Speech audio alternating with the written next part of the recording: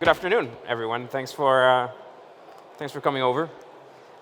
So let's talk a little bit about content marketing and GPT today. So my company Slidebean, we essentially built a business model by accident, based on or kind of built on top of content marketing, and more recently on YouTube, also a little bit by accident.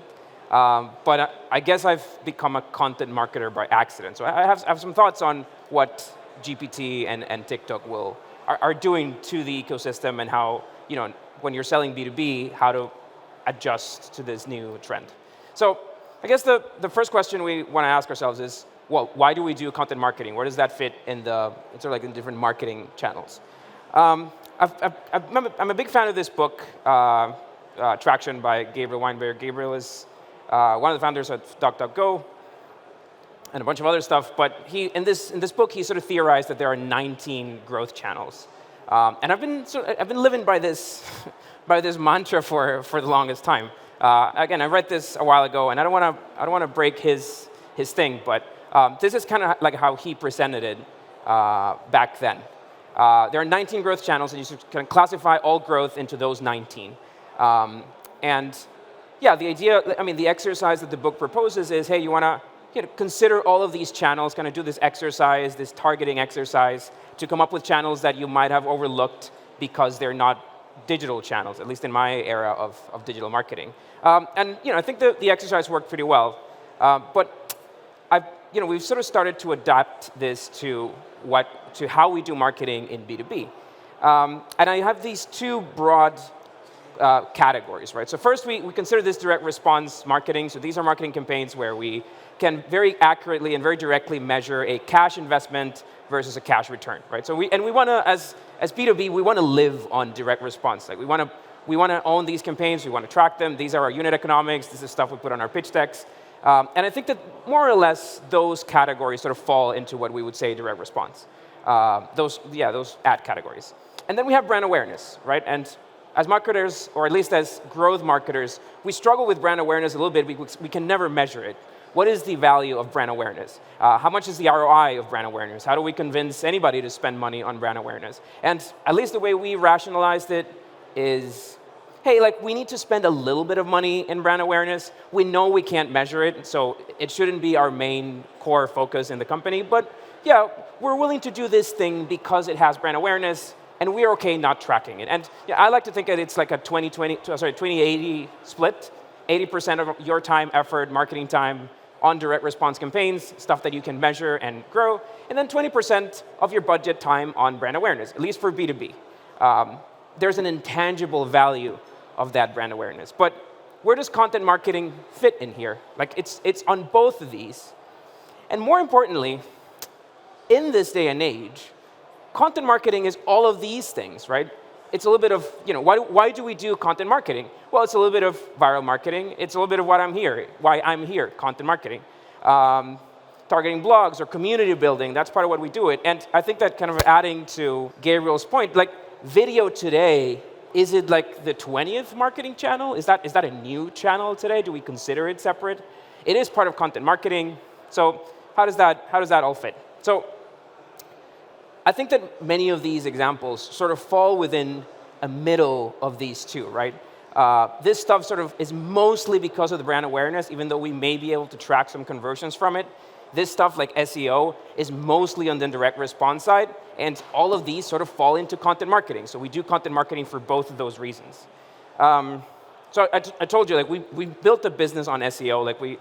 Back in, this is 15, we figured that these keywords were super valuable, and we started doubling down on our content around pitch deck and around presentation design. And most of the revenue that we get today comes from that. So SEO for us has absolutely been a direct response marketing category.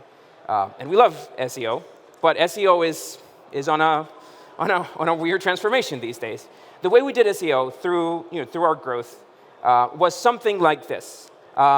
This is around the time in that chart where our SEO grew, and this is more or less what we used to do. I would write a high-quality piece of content.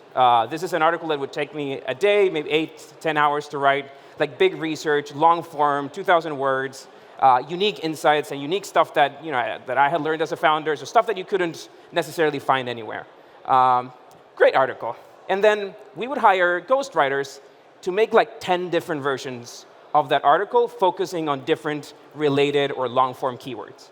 And that's the way that's what mostly worked for SEO back in the day. So there was a capital question, which was, how many ghostwriting articles can we hire? We paid like $100 for each one of those, but there's a volume question, and we wrote a lot of content during that time. These ghostwriters are not subject matter experts, right? They're just kind of like replicating the content that we used to write. And there's a little bit of backlinks, but we honestly didn't focus that much on backlinks. So this is our recipe to SEO growth, to that chart I just showed you. But what happens now? Like we're playing by Google's rules here, which is Google wants content written by people for people. That was the actual rule on the SEO report, on their thing. But well, what if all the content is now generated via GPT? What if you can replicate or create content that quickly with GPT? So let's go a little bit into Google's history on that. GPT. So the first thing that Google did recently related to this is that they changed the rules to say that, well, now we allow content that's not written by people. So and the way they rephrased that is we want content written for people that's useful, et cetera, but in a way, it doesn't matter if it's aided or written by GPT, which is kind of a bit surprising. We would have thought that they would have kind of stuck with written for people, for people by people. But going back in history, the first concept of SEO, the first thing that people used to do to get a website to rank was keyword stuffing. So you would behind the wallpaper of your website, you would type this keyword 1,000 times, and then the search engines back in the 90s would say, oh, like this website really talks about pitch decks, so we'll rank it first, right? And then one of the reasons why Google got so popular was because it was the first search engine that was a little bit smarter in figuring out that that wasn't necessarily a high-quality site. And through time, Google has patched and has evolved that algorithm 100 times, right? And they've turned what we would have called gray hat SEO into black hat SEO, and they'll say, no, like we won't allow this anymore, and then everything changes, and your website gets deranked if you were kind of cheating. So we have to not forget about that. And Google, in the end, wants you to publish good and useful content, so let's keep doing that. If it's aided by GPT, okay, Google, for now, will allow it. Remember, I think another factor here is, good quality content is usually original. You're creating something, you're sharing something that people haven't shared before. So in a way, AI usually is just recycling. You can get AI to kind of pretend to be creative, but in the end, it's still just recycling something that somebody else wrote. So keep that in mind. Don't be lazy is I guess the conclusion. I attended the talk by the VP of Marketing of Jasper yesterday, and this is kind of their approach as well. Like no piece of content just goes directly from GPT to live. Like it always has a human that interacts with it, fixes it, edits it, and I think that that's the way to do it. But never forget that Google knows. Like maybe they aren't that good at knowing today, but eventually they will figure out which content is AI generated and which content isn't. And they may choose to reward human written content in the future. So today it's fine, like that's the official position, but Google has changed their mind a couple times. So we don't know. My best suggestion, or the way we are approaching it is, well, yeah, let's keep it humanly edited. Let's aid it with GPT, but keep it great. But now here's a problem. One of the reasons why our SEO did great at the time, compared to other people who were trying to bid for the same keyword, was that we were very intentional about it, and that we had some money to do it. So we were venture backed. We were able to hire a bigger marketing team than we should have, and we were able to kind of very, very rapidly win the SEO game on those keywords that we cared about. But now money is not the main differentiator, right? Anybody can now hire the 10, like we've replaced my 10 ghostwriters with GPT, and they no longer cost me $1,000, they cost $29. So you remember that competition in written content is getting a lot harder. And there's another big issue here, and a challenge that that has me a little bit scared, but which is, well, Google wants more and more to keep you in Google, right? And this is what Google tried to do with Google Answers. There's still value in Google catching your answer. You still get clicks because of that, because if your answer is the right answer and people want to read more about it, they'll eventually click on your website. But many of the updates that Google is making around programmatic or generative responses is kind of like giving you the answer on the Google page and not necessarily wanting to drive people to that landing page that you used to have. So how do you balance that?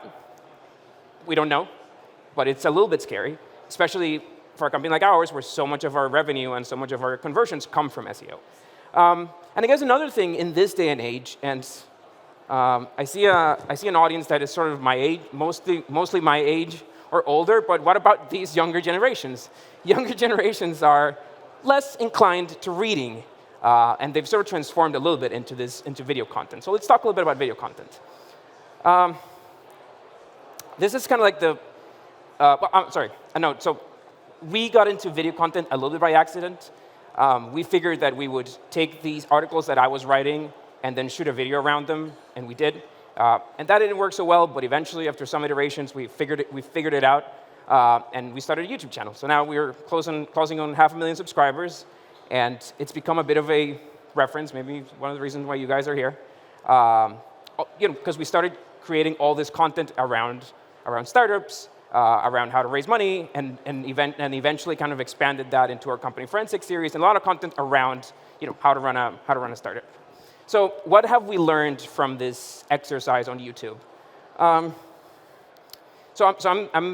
Actually, this is funny. I'm 35 today, but when I went into school, YouTube did not exist into college.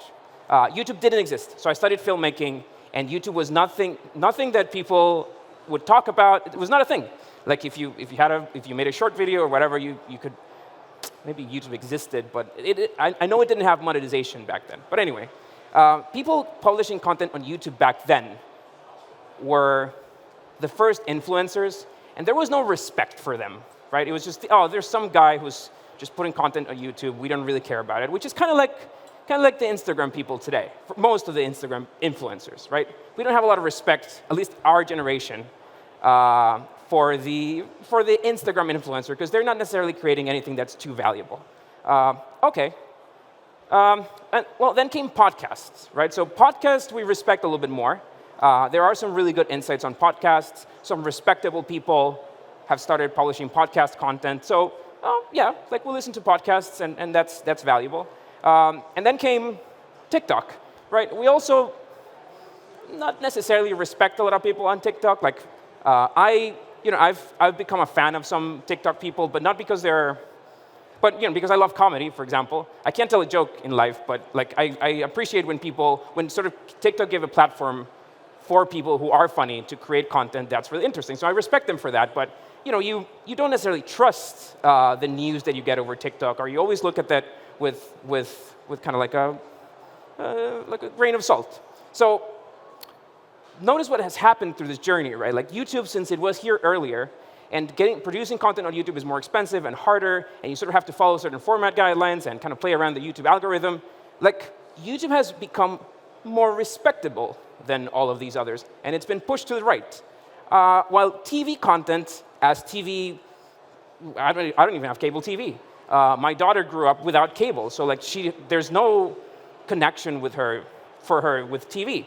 While when I asked her like what's the first person in the world that you'd like to meet, and she said Mr. Beast. So like suddenly like these YouTube people are becoming a little bit more respectable, and maybe there's a world where YouTube becomes as respectable as TV. Like I would argue again that people in younger generations probably think.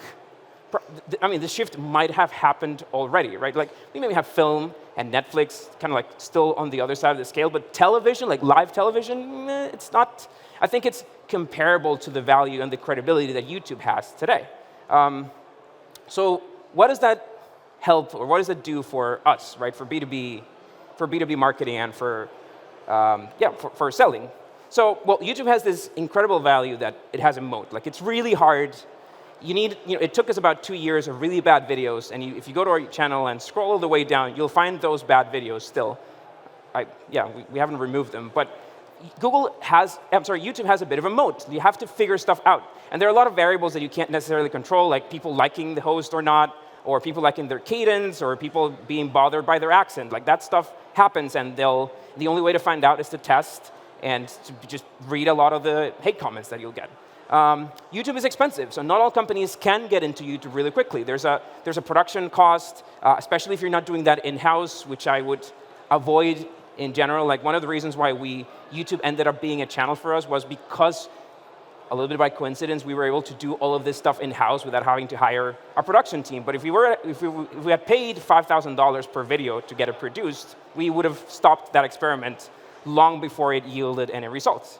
One good value on this era is that it's not AI replicable, right? You can, if you do a really good prompt and you edit a couple of lines, you can get a GPT article to kind of look like a human article, and people won't tell, but you can't really do that with YouTube. Like, there's a human there, and people will still appreciate that. So I think that YouTube and video content in general is much more AI-proof than written content today. So there's some value there. What works for B2B marketing is this, right? Being useful and then being salesy. And there's a value of trust. Like, people see a face, and they feel that they can trust that face compared to a content that they read. There's much more brand exposure, from a logo on the top of the screen on your blog post than actually, I get this sometimes, people who fall asleep listening to my voice because they just play the video before they go to sleep. So that stuff kind of creates a different connection. And TikTok is not too far from this. There's definitely a smaller moat, right? Anybody can get on TikTok today, and anybody can go viral on TikTok today, and we don't necessarily control the variables to high-quality TikTok content or content that gets exposure. It's not expensive to produce, and that's a double-edged sword for us B2B marketers. Maybe an advantage, right? It's a much smaller it's a much smaller barrier to get over. And then I think that content in TikTok is usually, at least the feed I get, and that's another big question, right? Like, each feed is a world, and each one of our feeds is so different. But at least in mine, content is fun and sometimes ends up being salesy, but I don't mind that if they're able to introduce it correctly. Trust, again, a question mark. We don't trust it as much, but I think that we will. I think that as TikTok content grows and as the platform matures, we will eventually trust TikTok a little bit more. So some last thoughts on that video content. Yes, reading is a little bit for older people. I'm including myself there, even though like TikTok literally steals away some of the time that I used to spend reading. We are becoming more ad blind. I think it's a challenge that we've all faced, which is that what a display ad in this day and age is noise, right? Whereas it's unintentional. People don't consume that content because they want to. It's just content that they have to kind of scroll through. And if you're trying to target executives or people that have the money to afford blocking those ads or paying for a YouTube subscription to get rid of those ads, then you can't target them anymore. I think that we have to acknowledge video as a new medium. It's a new marketing channel, and it has characteristics of its own. But not all video is created equal, and that's kind of like that TikTok and YouTube difference. But some tips if you wanna go in that direction. Start slow, but go all in. Like it is very expensive, but be willing to make an investment that be willing to put in the money and the time and the effort for a year, because you need a year of experimentation before you can get a channel off the ground. Before that, it's too early. Like you need dozens of really bad videos to actually find a good recipe of content. And our very old videos on the channel are probably the proof of that.